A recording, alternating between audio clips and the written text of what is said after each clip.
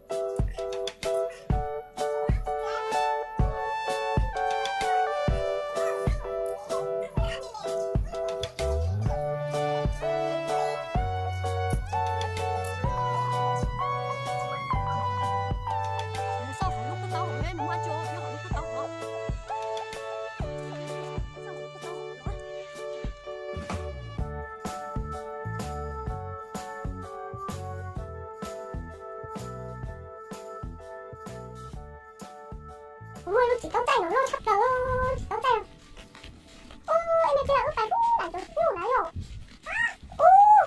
hay ta hay chào nhưng mà lúc khỏi luôn được công nhận nó rồi công nhận nó kia bây giờ chỉ tao tay nó đúng đâu nha là mày không tao đau rồi thì tao đau rồi đúng không tao bỏ tao ba tao đau rồi ai chào cô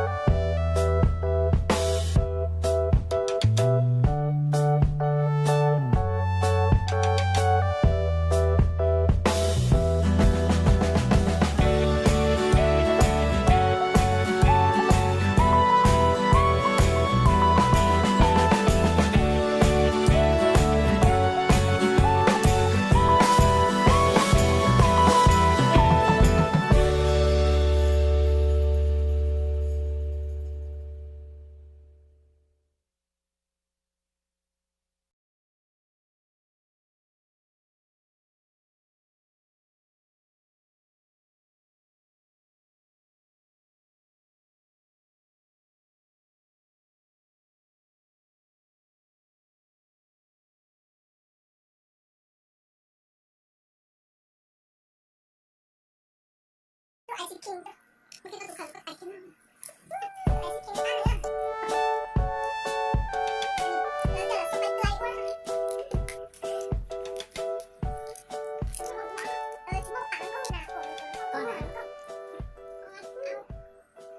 Đi bay xe đi, đi đâu đi? Đi sao bên Nam nè. Một chỗ đã đây nó hay là qua đi bay là skirt. Đi bay là skirt đi nè, khu phố. Muốn đó đây là tu sửa là hay đó. Đi sao bên Nam thì tôi đi. Một chỗ đã đây mình giống như là sao? Chị à? Sẵn chưa? Tôi sẽ không có được cho ai thì tôi cho